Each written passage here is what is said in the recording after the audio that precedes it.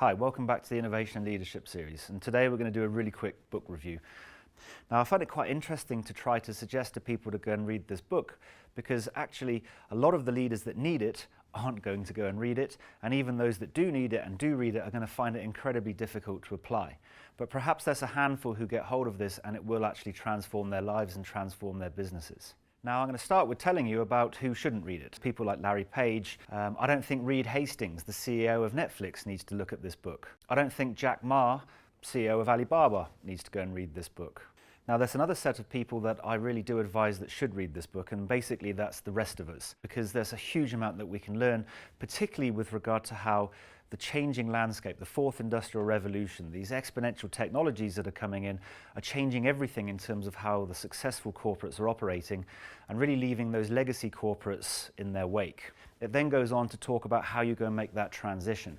And if you've not heard about purposeful organizations before, then this is definitely a great book to read because it really doesn't just stop at purpose and looking for deeper meaning in what you're doing than just profit.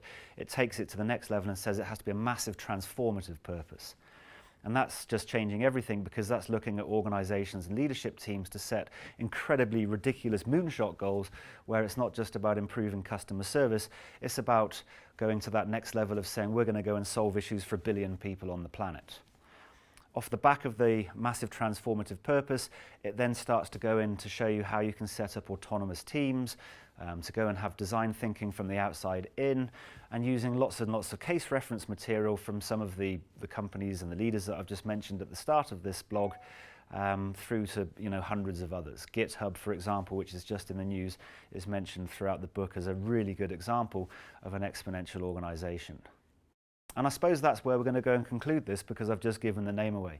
The name of the book is Exponential Organizations. It speaks for itself. The goal of the author, Salim Ismail, is to help leaders to create exponential organizations. And really what they're suggesting is not the common practice of most listed leadership teams. The vast majority are going to find it, I think, incredibly difficult to make the pivots that they're going to have to do to apply the techniques that are being suggested in the book.